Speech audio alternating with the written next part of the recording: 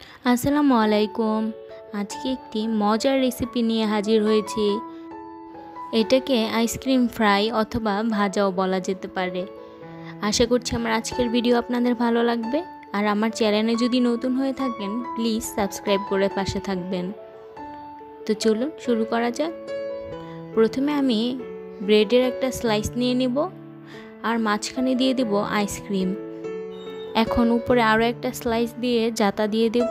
এরপরে একটা কাচের গ্লাসের সাহায্যে জাতা দিয়ে খুব ভালোভাবে জাতা দিতে হবে। এরপর একটা নাইফের সাহায্যে চারপাশ কেটে দিতে হবে।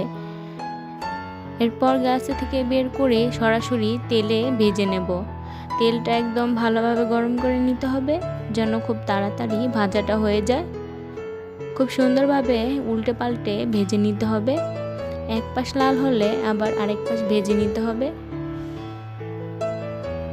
ফাটল দেখে ভয় পাওয়ার কোনো কারণ নেই।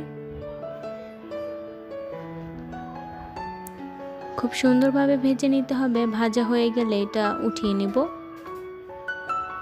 এখন ঠিক একইভাবে আবারও পাউরুটির একটা স্লাইস নিয়ে নিব। এরপর মাঝখানে আইসক্রিম দিয়ে উপরে আরও একটা ব্রেড দিয়ে দিব। এরপর গ্লাসের সাহায্যে জাতা দিয়ে একটা নাইফের সাহায্যে চারো সাইড কেটে নিব। রাউন্ড শেপ করে কেটে নিব। আর ভয় পাওয়ার কোনো কারণ নেই। ফাটল থাকলেও ভেতরের আইসক্রিম বের হবে না। অনেকেই রান্নাটাকে কঠিন একটা কাজ ভাবে, তাই আমি চেষ্টা করেছি খুবই সহজভাবে আপনাদের সাথে রেসিপিটা শেয়ার করতে, যেন আপনারা একবার হলেও বাসায় ট্রাই করে দেখেন।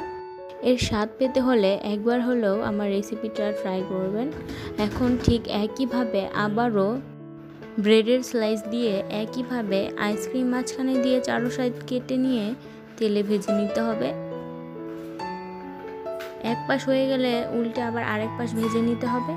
এটা বানিয়ে রাখা যাবে না, তাহলে ভিতরের আইসক্রিম গলে যাওয়ার সম্ভাবনা থাকে, তাই বানিয়ে সাথে সাথে ভেজে নিতে হবে।